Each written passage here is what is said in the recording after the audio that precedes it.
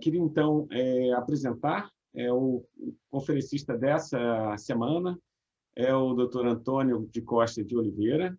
O Dr. Antônio possui graduação em Engenharia Agronômica pela Universidade Federal de Pelotas, 1986, mestrado em Agronomia e Genética e Melhoramento de Plantas na Escola Superior da Agricultura Luiz Queiroz, da Universidade de São Paulo.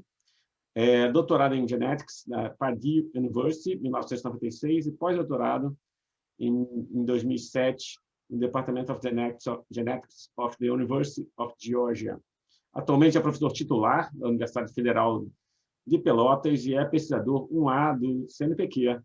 O professor Antônio tem uma longa lista de publicações, vem trabalhando com vários aspectos relacionados com estresses em planta, né? E imagino que isso que ele vai abordar de uma maneira mais específica no seminário de hoje. Então, Antônio, é um grande prazer ter você aqui conosco. Muito obrigado por aceitar o convite aí para a palestra. Vai ser ótimo poder ouvir um pouco mais dos seus últimos resultados na área. Muito obrigado.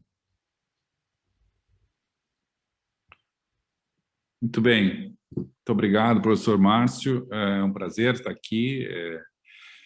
É um momento ímpar, né, tanto na ciência brasileira, mas também nos aspectos da nossa vida cotidiana.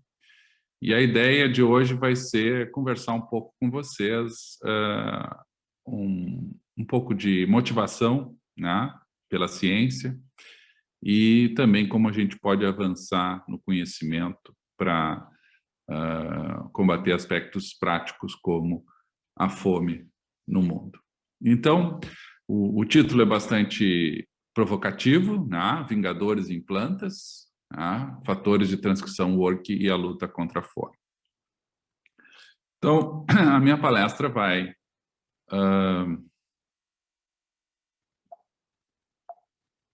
não está movendo aqui. Muito bem. Nós temos um roteiro, vamos falar um pouco, alguns dos primeiros anos de pesquisa, né, que eu coloquei como Encontrando o Chamado, o The Quest, né? Depois falaremos um pouco sobre sintenia em gramíneas, o arroz, a importância do arroz tanto no seu aspecto alimentar como aspecto de modelo científico, né? Um pouco do que nós precisamos nos preocupar para lutar contra a fome e a função desses fatores de transcrição work que nós temos trabalhado na contraposição dessas questões de produção de alimentos, né? No auxílio das respostas, então, das plantas para a produção, melhor produção de alimentos. Então, os primeiros anos, né, eu sou formado na Faculdade de Agronomia Eliseu Maciel, né, e pelos primeiros 4 anos, já no segundo ano, comecei a trabalhar com genética, né, então eu trabalho com genética desde os 18 anos de idade, e comecei com indução de mutações em trigo, né, e por uma afinidade do meu orientador de graduação com Piracicaba, acabei me direcionando para o mestrado na Exalc. Interessante que eu ontem fui fazer uma busca e digitei o título da minha dissertação de mestrado e aqui aparece o serviço com estatísticas de visitas e downloads, né? E o título da minha dissertação de mestrado foi Utilização de técnicas eletroforéticas para o estudo de heterose em arroz. Então, já nessa época, misturando a questão da ciência básica, né, com um aspecto aplicado, né, uma heterose, uma produção maior, um vigor maior nos híbridos em arroz, né, e como que se podia analisar isso em termos moleculares na época com ferramentas mais modernas no estado da arte, né, nos anos 80, que era o estudo de eletroforese de proteínas, né, o início dos marcadores de DNA também na década de 80, mas ainda era muito incipiente, né? E um ponto interessante é que a gente, o professor Márcio e eu conversamos muito, dividimos muitas vezes congressos e discussões sobre a ciência brasileira, e nós brincamos muito a questão dos biólogos e agrônomos, né? E realmente um aspecto que era importante é que eu, embora agrônomo, fui trabalhar com eletroforese de proteínas, tá? Que era algo muito pouco buscado na época pelos agrônomos, era domínio dos biólogos, né? Eu me lembro de sofrer um certo bullying, que a minha tese era assim, meus colegas, como é que está lá, fazendo muita corridinha de proteína, né? Então, essa era a forma de bullying dos agrônomos com as técnicas moleculares na época. Mas foi uma base muito interessante, né, de formação, que eu tive a oportunidade de interagir com 2 pesquisadores de impacto, né, na ciência brasileira. Na esquerda, nós temos o Dr. Eric Derbyshire, que era inglês, da Universidade de Durham, e tinha recém se transferido para o Sena, na USP. E o Dr. Derbyshire foi um dos primeiros a caracterizar proteínas de reserva em leguminosas, né? Legumina e vicilina, num trabalho dentro do grupo do Dr. Bolter, Donald Bolter.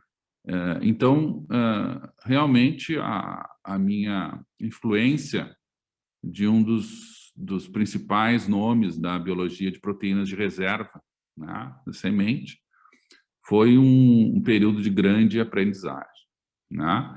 À direita, vocês veem também o Dr. Akihiko Ando, professor de genética da Exalc. Também tinha o seu laboratório no Sena, na seção de radiogenética, e a sua especialização era indução de mutações. O doutorando japonês tinha um grande trabalho com arroz e foi uma grande influência na questão do arroz como espécie importante para se trabalhar. Então, dentro dessas 2 inspirações, vamos dizer assim, que eu comecei a formar o meu quest, né? O que eu deveria fazer na minha vida? Qual seria o meu chamado? Bom, seguindo a minha formação, em 92, eu fui para a Universidade de Purdue fazer o doutorado, né? Em Purdue, fiquei 4 anos, de 92 a 96, e fui cair, né, num bom sentido, no laboratório do Dr. Bennettson, que era um laboratório de extrema atividade dentro da caracterização de genomas de plantas, né, na caracterização dos aspectos de DNA repetitivo e nos aspectos de estruturação entre genes e elementos repetitivos no genoma. E foi ali que eu aprendi a enxergar as gramíneas como uma grande família, tá? Nós temos aqui uma história evolutiva das gramíneas, a separação das dicotiledôneas, em torno de 65 a 100 milhões de anos, nós temos a formação das poáceas, né, ou gramíneas, e a partir disso, né, o início das divergências, da formação de novas espécies, onde se originaram, então, os principais cereais, como trigo, milho e arroz, né, com divergências bastante variáveis em termos de acúmulo de variações, né, e até da sua formação, como aqui o trigo hexaploide muito recentemente, né, uma origem de proximamente a 8 mil anos, né, e outras divergências como o milho sorgo há 15 a 20 milhões de anos, né,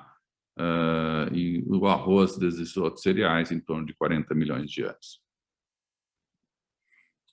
Então, nesse laboratório, eu fui exposto a uma ideia que era muito original, né, de que havia a possibilidade de se comparar sequências gênicas de diferentes espécies.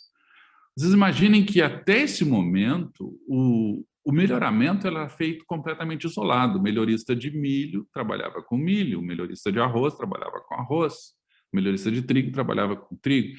Ninguém jamais pensava que poderia, por exemplo, deduzir informações sobre um gene em trigo, baseando-se num gene similar em arroz. Isso que hoje parece bastante trivial, né, para vocês que estão cursando mestrado e doutorado, não era uma coisa trivial, era algo que ainda não chegava à ideia dos pesquisadores. Então, no laboratório do Dr. Bennett, o Scott Hobart, que era o pós-doc, né, fez e demonstrou pela primeira vez que se podia analisar a segregação de fragmentos de RFLP, né, em sorgo usando sondas de milho, né? Essas sondas UMC aqui são sondas da Universidade do Missouri Columbia, né? E podiam se usar então sondas de milho em sorgo, e aqui vocês veem aí a segregação, a ocorrência em F2, né? Nessa parte figura central aqui dos fragmentos, então mostrando homozigose e heterozigose. Então, a partir daí foi uma revolução. Se nós temos essa conservação que pode ser detectada, então nós podemos utilizar esses marcadores de genes para identificar informações de diferentes espécies. Será que isso é verdadeiro? Uma outra, então, informação que começou a surgir foi que havia uma correspondência de segmentos em diferentes espécies, né? Aqui um trabalho da Universidade de Cornell, Sang Naan, na época estudante de doutorado no laboratório do Dr. Tanksley, Steve Tanksley, mostrando aqui a comparação entre o cromossomo 4 do arroz, né, e os cromossomos 2 e 10 de milho, né? Então, ele mostrou que os genes, né, representados por esses fragmentos de RFLP enriquecidos para sequências gênicas, né? Então, eram geralmente sondas de cDNA ou genômicas, mas obtidas de regiões ricas em genes, né? E essas sondas, esses fragmentos, eles apresentavam posições similares, né, ao longo de trechos, quando se comparava alguns segmentos de milho e arroz. Chegou aqui a mostrar que 70% dos locos de arroz estavam duplicados no milho. Então, se começou a fervilhar, a ciência estava fervilhando a questão de que essas informações podiam ser cruzadas entre as diferentes espécies de uma mesma família. E, claro, como as gramíneas, por terem os cereais de extrema importância econômica, as gramíneas tiveram um avanço muito mais rápido nesse momento, né, do que outras famílias. Então, o Dr. Bennett, junto com Michael Freeling, da Universidade de Davis, né, vieram com a ideia de que as gramíneas poderiam ser vistas como um sistema genético único. Bom, se os genes, né, estão suficientemente conservados entre essas diferentes espécies e nós conseguimos produzir sondas que sejam cross-utilizáveis, né, que possam ser utilizadas através de diferentes espécies, nós podíamos entender muito melhor os aspectos de caracterização dos genomas e a funcionalidade dos genes nessas espécies. Então, claro que toda família tem um caçula, né? Ou, nesse caso, brincando, né? um genoma menor, que podia ser usado como modelo. E rapidamente se identificou que um bom modelo, tanto pela sua importância como pelo seu tamanho, seria o arroz, né? Dado que o arroz tinha um genoma pequeno, né? Em torno de 420 megabases, marcadores, sequências disponíveis e cromossomos artificiais de bactérias disponíveis e um sistema de transformação. Então, isso tudo fazia com que o arroz fosse um grande candidato a um genoma modelo para as gramíneas. Mas ainda tinha muitas perguntas a serem descobertas, né? A serem discutidas. O que acontece com os genes através dessas espécies? A ordem desses genes é conservada? O conteúdo desses genes é conservado nessas diferentes espécies taxonômicas? É esperado que espécies mais próximas tenham uma maior conservação dessa ordem, ou seja, apresentem maior sintenia? E poderia ser visto como um sistema genético único, que eu já falei para vocês. Então, dois grupos se salientaram muito na vanguarda dessas informações. O grupo que eu estava, do Dr. Bennettsen, na Universidade de Purdue, e o grupo do Dr. Mike Gale, no John Innes Center, né? Trabalhando, então, ativamente na formação de um conceito de conservação e utilização da informação nas diferentes espécies aparentadas. Então, nesse clássico trabalho do grupo do Dr. Gale, né, Catherine DeVos, Graham Moore e Mike Gale, são os três principais atores desses trabalhos, mostraram que os genes, como vocês vejam aqui, os genes da debulha, se nós pegássemos os cromossomos, né, dessas diferentes espécies e fizéssemos um alinhamento de círculos, né, chamados crop circles, que na época na Inglaterra começaram a aparecer alguns desenhos nas culturas, né, e se dizia, até hoje não se sabe a origem, né, os crop circles. E este crop circle ele tinha uma característica diferente, que seria pegar os cromossomos do arroz e alinhá-los, né? E depois, por tamanho de genoma, cada vez alinhando um genoma maior. Então, nós temos aqui arroz, milheto, foxtail, o sorgo, pearl millet, o milho, e aqui a trítice, né? O trigo com um tamanho de genoma grande, né? 40 vezes maior do que o genoma do arroz, ele chegava nessa esfera mais, nesse círculo mais exterior. Porém, vocês vejam que era possível se traçar uma correspondência de alguns genes de importância ao longo dessas espécies. Então, aqui o gene de debulha, né?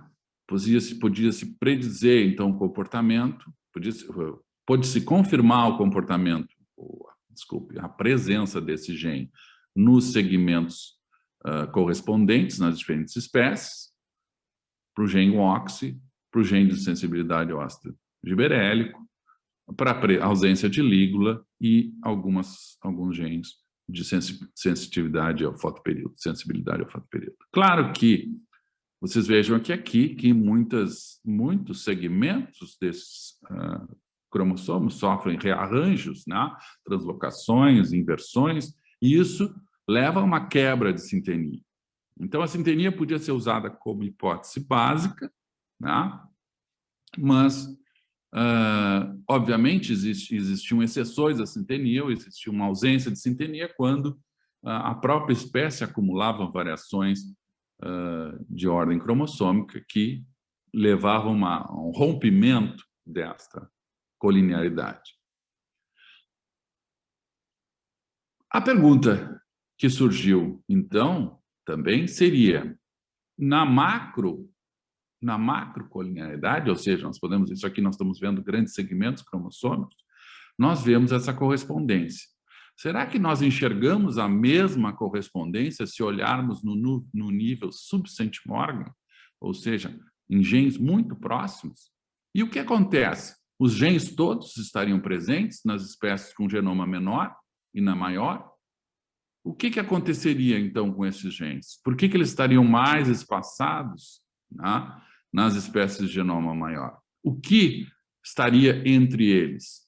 Tá? E a hipótese que surgiu no nosso laboratório era de que, sim, havia uma correspondência, porém os genomas maiores apresentariam maior distanciamento porque teriam, então, maior quantidade de DNA repetitivo entre esses mesmos genes.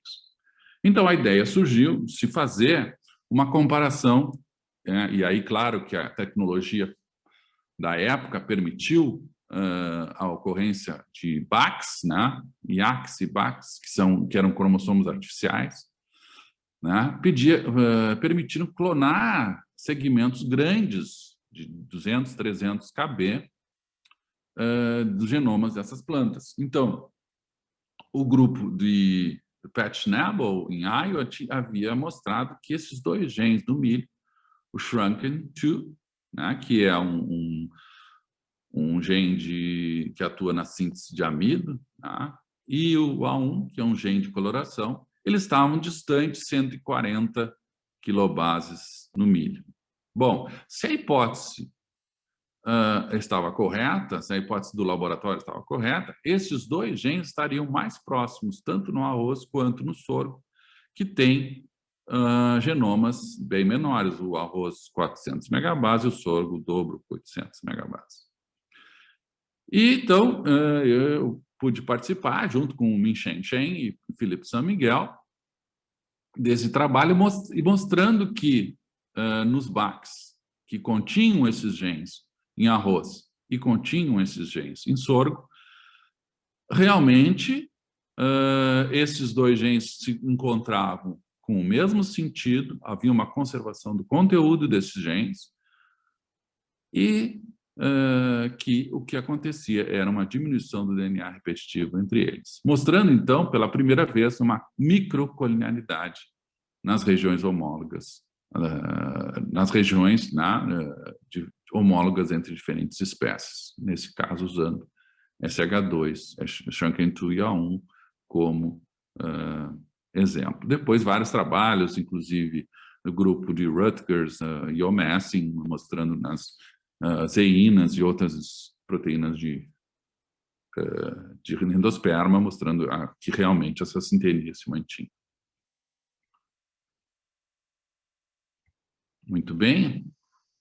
Então, uma grande excitação, né? A ciência podia ser feita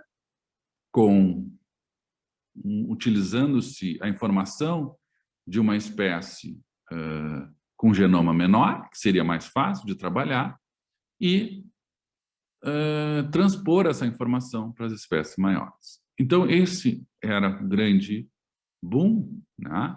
Se nós conseguíssemos focar no pequeno para chegar no grande. E foi justamente isso que foi feito, né? Os japoneses haviam começado em 96 um projeto de sequenciamento do genoma.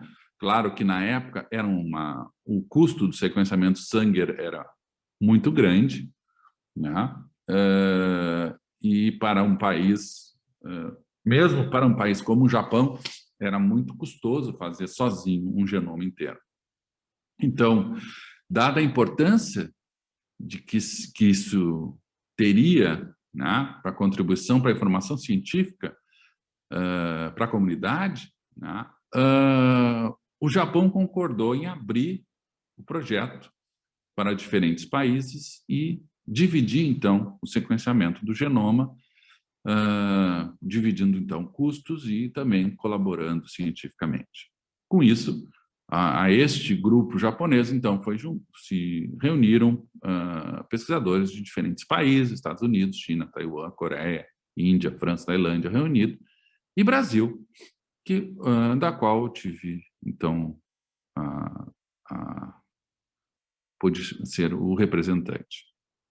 O objetivo era gerar um Golden Standard, né? Ou um padrão ouro para as gramíneas. Então, vocês vejam que até hoje nós temos com sequenciamento de nova geração, nós temos genomas completos, mas nenhum até hoje, tá? Com exceção de Arabidopsis, né? que também foi uma iniciativa importante, né? Não importante, mas uma iniciativa com um fundamento de modelo, né?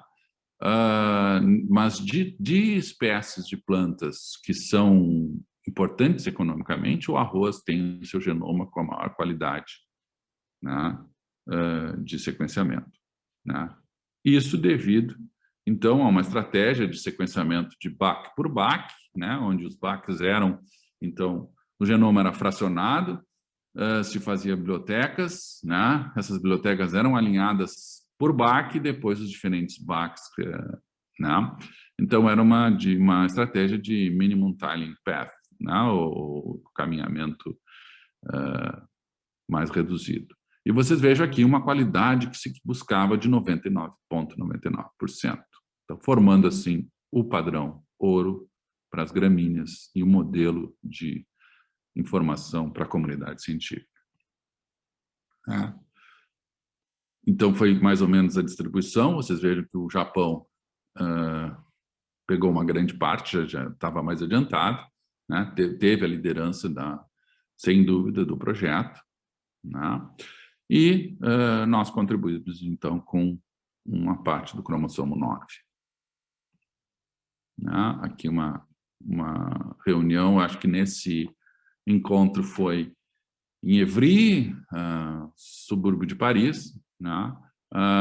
Onde nós nos reunimos, o grupo do sequenciamento se reunia 2 vezes ao ano para mostrar os avanços.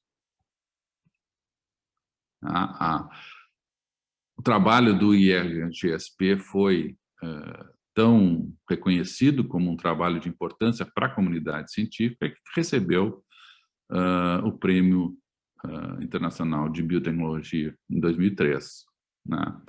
Dessa entidade, o World Technology Network. Isso resultou, então, numa publicação na Nature, no sequenciamento, né, do mapa, vamos dizer assim, do genoma baseado em mapa, né, do arroz.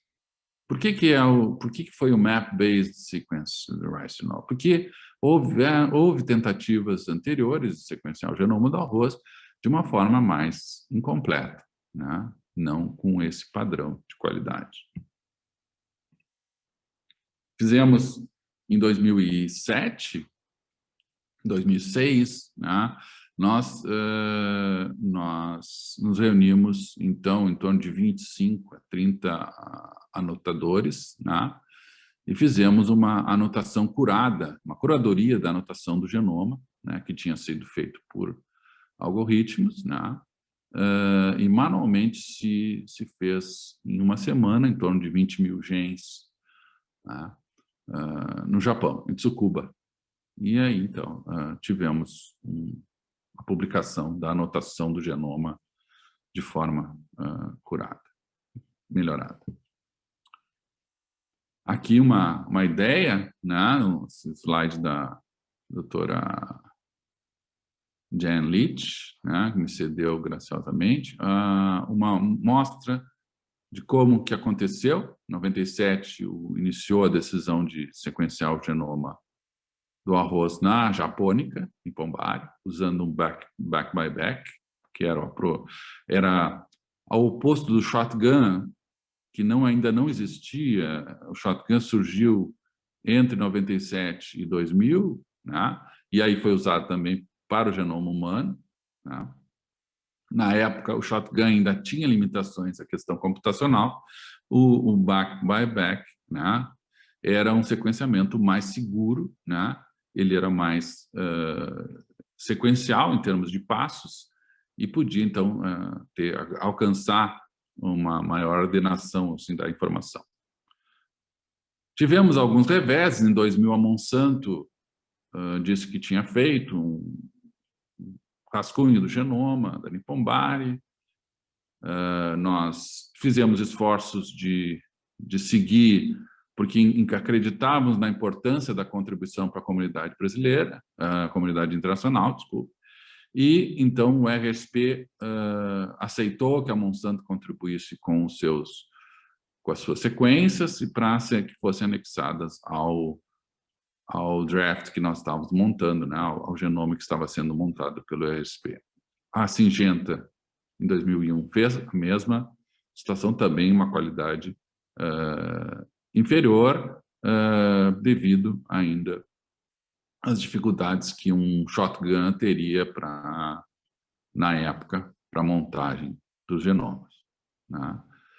Em 2001, eu me lembro perfeitamente, nessa reunião, nós tivemos a decisão, ou nós mudamos para uma situação de shotgun, uma estratégia de shotgun, ou continuamos com o back-by-back, né? E nós estávamos tão avançados já no processo de sequenciamento com back-by-back, que era mais lento, né? Mas se decidiu continuar com isso.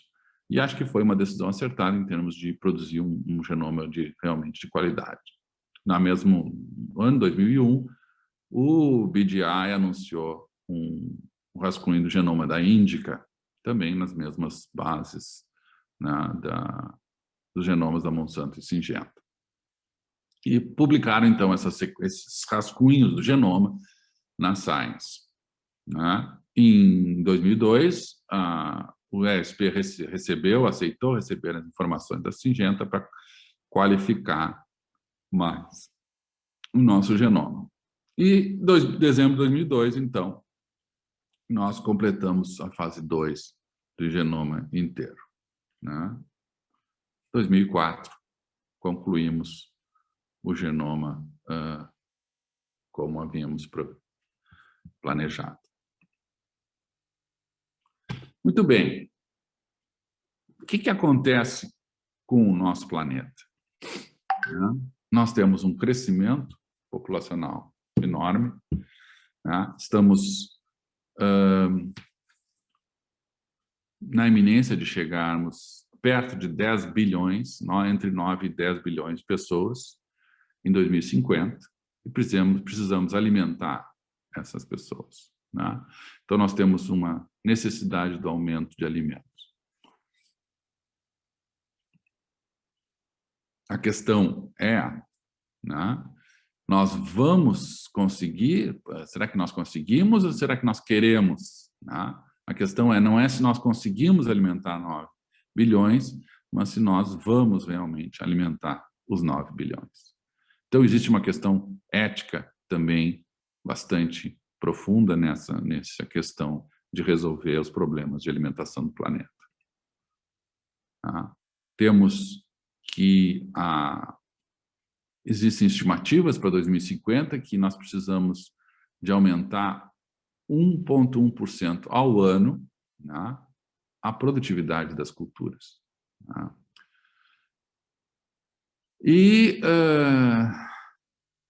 nós devemos também fazer isso cuidando para não aumentarmos as áreas, porque se nós conseguirmos a produtividade por área, nós conseguimos salvar mais áreas de conservação do planeta, né? De acordo com estratégias de objetivo de desenvolvimento sustentável, né, nós queremos, né, e devemos tentar aumentar essa produção de alimentos sem adentrarmos novas áreas, colocando ainda mais em risco de extinção as diferentes espécies do reino animal e vegetal que temos. Mas a produção de alimentos, ela é consistente, ela consiste, né, de alguns vegetais principais. Nós pensarmos aqui, os cereais contam 66% da produção total de alimentos. Dentro destes, nós temos trigo, milho e o arroz, com as proporções mais significativas, produções mais significativas de alimentos. Se nós olharmos só o arroz e o trigo, nós temos 67% da produção de alimentos no mundo. Então, aqui nós temos um foco de algo que é básico para grande parte da população mundial.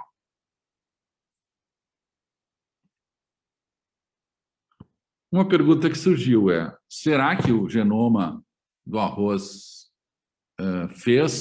cumpriu a sua promessa? Né? O Dr. McGill aqui em 2001 mostrando que era o momento do arroz. Né? Claro que ele tinha uma importância fundamental na genômica comparativa de cereais. Né? Será que nós contribuímos para resolver problemas mundiais? Uma coisa que pode ser vista quando houve o anúncio, o término do genoma do arroz pelo IRGSP, a quantidade de informações que foram utilizadas de forma aplicada, ou seja, a clonagem de QTLs ou regiões genômicas associadas a caracteres de importância econômica, caracteres quantitativos, aumentou barbaramente. Tá? Então, a informação do genoma do arroz contribuiu para desenvolvimento de aplicações na agricultura e o desenvolvimento de novas cultivares e novos aspectos genéticos que pudessem aumentar a nossa produção de alimentos. Também não conseguimos erradicar a pobreza e a fome, mas se diminuiu muito o percentual de pessoas desnutridas, né, nos países em desenvolvimento. Tá? Então, claro que ainda temos em torno de 840 milhões de pessoas, principalmente na África, né, África e Ásia, com fome crônica, né, mas esses números diminuíram drasticamente. Para resolver o problema, então, da pobreza e fome, nós temos que investir no arroz. Nós devemos investir no arroz. Né? O consumo do arroz, no verde aqui, o verde médio e escuro, passa de 50 quilos per capita ano. Né? Vocês vejam aqui Brasil, Guianas, África, oeste da África e aqui essa região, China e Índia, que grande consumo. E cada pontinho preto aqui representa 250 mil pessoas vivendo com uma linha de pobreza, né, muito grande, né, $1 ou menos por dia. Né? E isto chega aí ponto de 1,3 bilhões de pessoas em 2012. Então, nós temos ainda muito que atacarmos. E o arroz, principalmente, vocês vejam que regiões que consomem o arroz são essas regiões, né, que têm a maioria desses pontos de pessoas ainda com pouca capacidade de recursos. Mas a produção do arroz dificilmente está mantendo, né, está struggling, né, ela está sofrendo para se manter com a necessidade. Então, nós conseguimos aumentar a produtividade, aumentamos a produção, mas o aumento do consumo também causa esse acréscimo. Então, nós temos sempre que estar alertas para seguir produzindo arroz para alimentar toda essa humanidade. Uma das questões que nós podemos atacar são as questões dos estresses abióticos, né? Bióticos e abióticos que afetam as diferentes fases ou o arroz em diferentes continentes. Eu vou tocar mais nisso aqui daqui a pouco. Né? Vou mostrando aqui algumas figuras sobre seca, né? Principalmente o arroz sequeiro, salinidade, submergência e calor. né?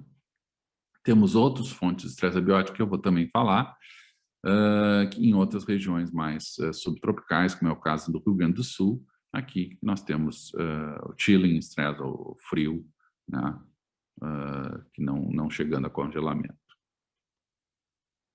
E o arroz é importante para o Brasil, né? O Brasil ocupa a 9ª posição na produção de arroz no mundo, né? O primeiro fora da Ásia. E, embora esses dados sejam de 2015, da Conab,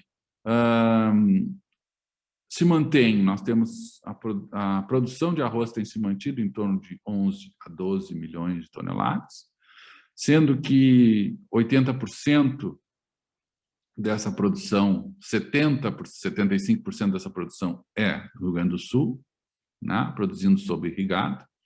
Santa Catarina também contribui fortemente, e temos alguns estados no norte e no centro-oeste que estão aumentando aos poucos a sua produção, né? Houve na década de 70, 90, havia, com o aumento da fronteira agrícola, né? O arroz era muito utilizado como primeira cultura, né? E depois trocado pela soja e milho. Então, havia uma grande produção de arroz no centro-oeste. Isso foi diminuindo, né, com medida que os solos foram mais amaciados, vamos dizer assim, e então se passou a produzir soja e milho, né? Mas há uma grande produção, então, uma grande contribuição do Rio Grande do Sul para o consumo de arroz no país. Nesse trabalho, nós, junto com o Dr. Ariano Magalhães, da Embrapa Clima Temperado, né, nós mostramos os 45 anos de progresso do arroz no sul do Brasil, né? Os aumentos aqui, os aumentos de produtividade, os ganhos genéticos por aumento da produtividade, né, que uma produtividade em 1972 é em torno de 6 mil quilos por hectare, em 2014, 7.300 quilos por hectare, né? Então, um ganho de 47 quilos por ano, né, ou 0,73% por ano, né? Então, o desenvolvimento de cultivares vai fazendo com que, na mesma área, se produza mais. Isso é, então, que pode dar a resposta que nós precisamos. Mas ainda, esses ganhos ainda são difíceis para manter com o aumento populacional que nós estamos observando. Por que nós não conseguimos ter mais ganhos? São esses ganhos suficientes? Então, eu falei para vocês que não, nós temos um aumento populacional ainda. O fantasma de Malthus está sempre nos assombrando, né? Que a população crescendo, e nós com os mesmos meios para produzir alimentos. Então, nós precisamos aumentar essa produção, né? E que fatores nós podemos mexer para aumentar essa produção?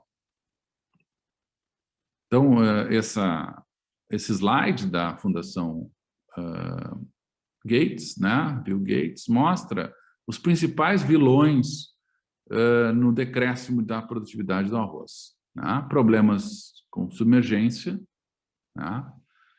Problemas com seca, problemas com sal, problemas com frio e problemas com ferro, né? Então, hoje eu vou falar um pouco alguns trabalhos que nós temos no ferro, não submergência, mas submergência e frio. Temos alguma coisa com sal, mas não vou falar nada hoje. E seca também temos, mas não vamos falar. Então, esses 5 principais estresses abióticos, né, tiram, vocês vejam aqui, 3 toneladas por hectare, poderiam ser melhorados se nós tivéssemos tolerância, 1,5 se nós tivéssemos tolerância, 2 toneladas se tivéssemos tolerância, 1 tonelada. Então, somando-se, são vários patamares de produtividade que podem ser transpostos se nós conseguirmos melhorar a produtividade e a tolerância ao estresse abiótico. E a genômica pode nos ajudar a mexer nessa seguridade alimentar, Sim, se nós soubermos aplicar os nossos conhecimentos na informação de genes e caminhos regulatórios que possam aumentar essa produtividade. Então, chegamos ao nosso ponto aqui, aos vingadores de plantas ou fatores de transcrição work. O que são os workers? Né? Eles são proteínas, né? Uma família de fatores de transcrição, né? Que tem um grande número de membros, né? No arroz 109, na Arabidopsis 74. Né? Aqui é uma visão de como a proteína funciona, né? E ela tem um domínio que complementa com um DNA. Seria teria um domínio de 60 aminoácidos, né, numa beta-sheet com motivos dedos de zinco, né, que mostra, então, a sequência WRKYGQK. Né? Então, eles reconhecem sequências W-box nas regiões promotoras, além de outros fatores. Muito bem, dos estresses que nós estudamos, talvez o ferro seja o que nós temos avançado mais. Né? Rapidamente, eu não vou detalhar muito aqui, só mostrar aqui o que acontece, qual é o problema do ferro. Quando se fala em toxicidade por ferro, né, é que o arroz, vocês sabem, o arroz irrigado, ele é cultivado com uma lâmina de água. Essa lâmina de água forma no solo uma condição anaeróbica. Essa condição anaeróbica, ela causa uma redução do ferro 3, que é o férrico, o íon férrico, para o íon ferroso, F2. E esse íon ferroso ele é mais facilmente absorvido pela planta e pode, embora ele seja um elemento necessário, todos nós precisamos no planeta de ferro, né? As plantas também, em excesso ela pode, então ele pode causar toxicidade. Né? Então alterações no pH e algumas questões fazem com que o ferro seja então absorvido, acumulado nas folhas, formando bronzeamento, morte celular e outras questões. Né? Aqui, alguns trabalhos nossos mostrando a toxicidade direta, né, nas folhas, acúmulo, ele começa a acumular nas folhas, ficando esse marrom, aqui é chamado de bronzeamento, né, bronzing. E também acúmulo nas raízes, né, a formação dessas capas férricas aqui, né, que é uma toxicidade indireta, porque se acredita que essas capas férricas diminuam a absorção de outros nutrientes. Também leva, então, a um problema para a planta. Né? Eu não vou detalhar muito aqui, nós temos, senão eu fico 20 minutos falando só dessa questão das estratégias. Né? Nós temos duas estratégias principais de absorção de ferro, bem trabalhados pelos grupos da Guérineau, né? E também do grupo da doutora Janete Fetti, Rika Cheneves, Perotto, que são autores frequentes nesses trabalhos, né? Mostrando, então, que o arroz ele pode absorver tanto pela estratégia 1, né? Usando o IRT, que é uma redutase de íon de ferro, né? Ou através de um processo de quelação usando ácido mugineico, né? Que forma então um fitossiderófero, que ele é exportado, ele se complexa ao ferro e volta para a célula, certo? Temos vários genes já descritos nesses mecanismos, né? E o arroz é uma das poucas espécies que tem essa estratégia combinada. Né? Então, após o ferro ser capturado pelas raízes, então ele é transportado para outros órgãos, passando através do simplastro, xilema e floema, né? E ele pode ser ligado a moléculas quelantes e ser acumulado no facúolo. Né? Citrato e nicotinamina são homogeneico, ácido homogeneico, são frequentes quelantes do ferro. que acontece com uma planta de arroz com ferro? Se ela for sensível, né, ela vai diminuir tanto o seu comprimento de raiz como o seu comprimento de parte aérea, mostrando que ela está se sensibilizando com essa toxicidade de ferro, né? E uma planta tolerante vai ter um comportamento mais similar ao comportamento sem o estresse. Tá? Os efeitos que nós temos aqui, né, algumas vezes não é suficientemente visto na comprimento ou da raiz ou parte aérea, mas no número de raízes, como uma estratégia para aumentar a absorção de outros nutrientes, e também a massa de raízes. Né? E aqui vocês vejam, de 12 dias sob estresse, vocês vejam uma planta moderadamente tolerante, como ela vai diminuindo aqui o seu comprimento coleóptilo, uma planta tolerante se mantém, similar, e uma planta sensível sofre bastante. Muito bem.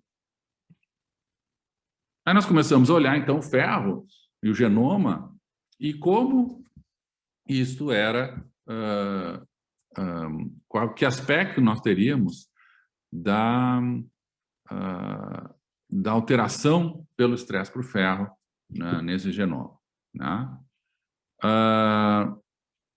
Nós temos, começamos a olhar, então, a expressão de genes e transposons, né? E acessar a presença de elementos cis nas regiões promotoras. Eu acho que eu me passei aqui no horário, já não é 1 hora, mas nós começamos mais tarde, né? Bom, os efeitos do ferro, então, se estudamos o efeito do ferro, aqui vocês vejam diferentes, não foi alterado manganês, cobre e zinco, mas o ferro, a absorção de ferro foi bem diferenciada. E essas plantas, então, nós estudamos os diferentes genes aumentados ou superexpressos com expressão diminuída sob essas condições. Dentre esses genes, né, envolvidos na homeostase de ferro, nós encontramos vários que sofreram alteração. Uma parte interessante desse processo é que nós também encontramos transposons alterando a sua expressão sob a condição de excesso de ferro.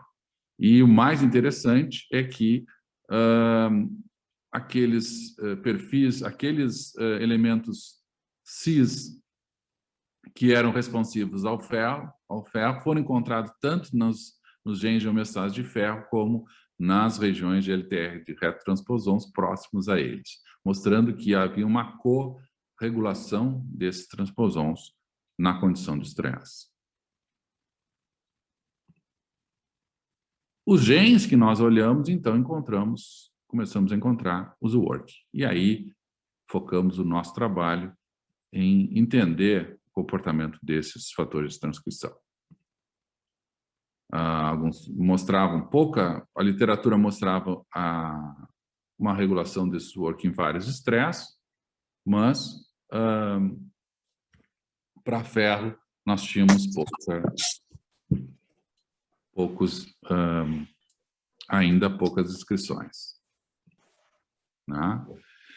Então começamos a verificar esses work, eles podem ajudar a nós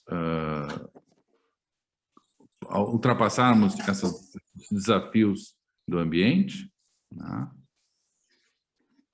Então, vários fatores, o work mostrando aqui a sua relação com as quinases, né? As MAP quinases, e a sua atuação na resposta a diferentes estresses. Nós começamos, então, a caracterizar a resposta desses work a diferentes estresses e catalogar. Né? E construir modelos mostrando a utilização, né? A corregulação desses works, tanto nos W-box, né? Como outras regiões promotoras, para resposta coordenada ao estresse. Tá?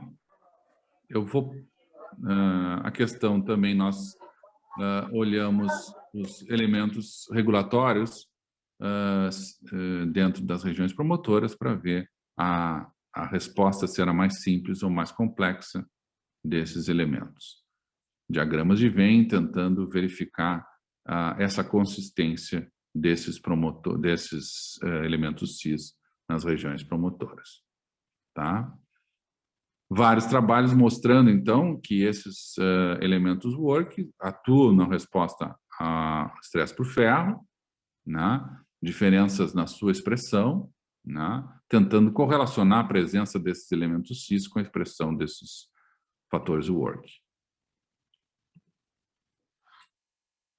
Bom, junto com o ferro, sempre a submergência, ela é um fator, porque a condição anaeróbica que leva ao ferro ser tóxico, né? Então, mostrando na submergência que esses elementos também tinham uma resposta interessante. Comparando a resposta aqui na submergência e a resposta ao ferro, então vocês vejam, são dois estresses que supostamente seriam independentes, né? Mas nós vimos que quando esses works tinham um menor número de elementos cis, eles respondiam a ambos os estresses, e com um maior número, eles passavam a ser mais específicos para um estresse ou outro. Era justamente, nesse caso, justamente o oposto do que nós estávamos imaginando, que uma região promotora com maior elemento cis responderia a um maior número de estresse. E parece que não, né? Ainda precisa ser mais confirmado, mas parece que, então, o aumento desse elemento cis aumenta a especificidade na resposta do gene. Então, saímos aqui com um modelo, works sobre luz e ácido salicílico, vai e bloqueia a translocação de ferro em algum, principalmente 46 e o work 103. Na raiz, nós temos o bloqueio pelos 55, 64 e 113. Bom, então agora os works, os Vingadores, seriam um exército de soldados lutando contra o estresse. Tá?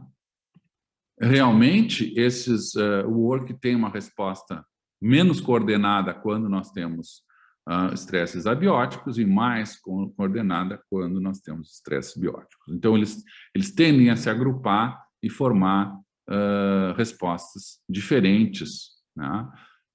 Dependendo do estresse. Né? O tipo de agrupamento é diferente desses fatores. Tentamos achar correlações entre as expressões e a presença dos elementos cis. Não tivemos tanto sucesso como gostaríamos. Comparando, então, diferentes estresses abióticos, anóxia, ferro, fósforo, amônia e outros bióticos, tentando achar uma correspondência. Então, estes elementos, né, atuam em cascatas de sinalização, respondendo tanto aos estresses abióticos como bióticos. Aqui várias respostas bióticas em arroz e há a presença de um membro da família. E algumas vezes mais de um membro interagindo. Né? Nas questões abióticas, você veja aqui frio, calor, seca, salinidade, falta de fósforo, né? Falta de açúcar, e o V, nós temos também colaboração, algumas vezes mais colaboração, algumas vezes a ação isolada desses elementos work. Né? Também eles se autorregulam através das W-box presentes nos seus próprios regiões promotoras. Um work regula a ação de outro work. Né? Atuam junto com MAP quinases, formando, então, cascatas de sinais de respostas, principalmente aqui mostrando alguns estresses bióticos. Né? Nós também estudamos a presença dos elementos cis, nas regiões promotoras, regiões pequenas, mas promotores até 1,5 kb, e mostrando aqui a presença das W-box, né? Sempre nas regiões promotoras. os elementos cis e as suas funções presentes nos promotores desses elementos work e as suas, então, transregulações, mostrando a interação entre esses diferentes fatores de transcrição.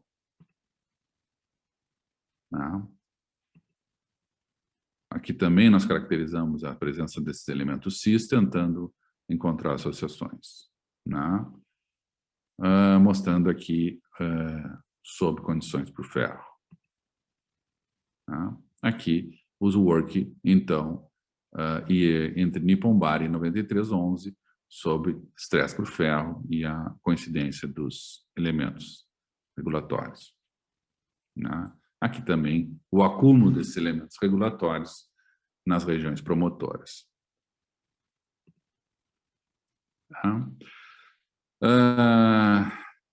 Eu já enchi vocês com muitos elementos regulatórios, mas a ideia era encontrar um padrão de resposta desses elementos. Também observamos a atuação desses work junto com genes associados com autofagia, na resposta ao ferro,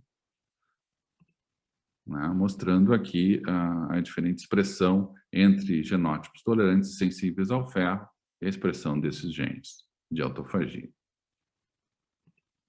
Eu estou acelerando um pouco, eu acho que me passei no tempo. Não sei como é que está o nosso moderador aí. Já está um pouco avançado, Antônio. Se puder já ir... Vou tentar uns 5 minutos mais e eu termino. Ok, obrigado. Então, a regulação desses elementos nos genes ATG também mostrando a ação desses work no controle desses genes de autofagia nos estresses. E aqui o diagrama vem mostrando a conservação desses elementos cis nas diferentes espécies. E aqui um modelo de como isso estaria ocorrendo dentro da célula vegetal com então a cultivar tolerante, ela teria um comportamento diferente na liberação desses genes de autofagia sob a condição de estresse. E por último, era o último que eu queria mostrar, recente, um paper que saiu agora, esse mês, mostrando a ação dos work no frio, então, na tolerância ao chilling. Aqui são aspectos da produção morfológica das plantas, em que estágio foi feita a análise. Isso foi feito um RNA-seq, e dentro do RNA-seq nós estudamos os genes, os elementos work que foram alterados em 2 genótipos, ouro, que é um genótipo tolerante ao frio, tiltaca, que é um genótipo da epagre, que é suscetível, que é sensível ao frio. Aqui mostrando, então, os aspectos da expressão, sendo o log vermelho aqui maior expressão, e aqui subexpressão. Vocês veem como há uma correlação de vários desses genes, no aumento da expressão na espécie aqui na cultivar tolerante. Então, não são os mesmos MAP kinases que são expressos e também não são os mesmos work que têm correlação. Também com as proteínas VQs, que são proteínas envolvidas na resposta ao estresse, também, e os elementos cis mostrando uma rede de network desses genes, tanto no genótipo tolerante como no sensível. Por último, o último modelo construído sob frio, alguns genes, alguns fatores de transcrição conhecidos de resposta a frio, como ACE1 e ACE2, ACE1 e ACE2, com CBF, e aqui a interação dos work e as VQs para chegar nos core genes e dar uma resposta à tolerância. Então, nós temos mecanismos de ativação, autoativação e cross-regulação, tanto repressão e ativação sendo feitos por esses works. Não vou ler isso aqui, é só mostrando que eles são realmente fatores que têm importância, estão participando ativamente, né, dessas cascatas de resposta e podem ser importantes para nos ajudar, então, a desenvolver plantas resilientes a esses novos estresses. Tá? Aqui são os meus works, né? Mostrando esse trabalho, principalmente aqui a professora Camila Pegoraro, que trabalha conosco no grupo, a Vivian Viana, que teve o principal número de trabalho, Mariana Krieger também, né? Depois o Luciano Maia também, que colabora dentro do nosso grupo. Com isso, eu agradeço e peço desculpas por ter passado do tempo. Acho que me entusiasmei. Ok, obrigado. Então, Antônio, você já pode tirar o compartilhamento para a gente poder... infelizmente, está com o tempo muito avançado. Eu vou ter uma pergunta, caso alguém do público tenha essa pergunta. Fique à vontade para fazer.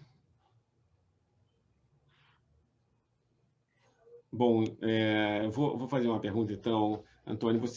Em relação a esse último trabalho, se você puder descompartilhar aqui a tela, eu agradeço. Eu parei. Acabei de fazer. Tá. Acabei de fazer. Tá. Antônio, obrigado, então, pela palestra, ótima palestra.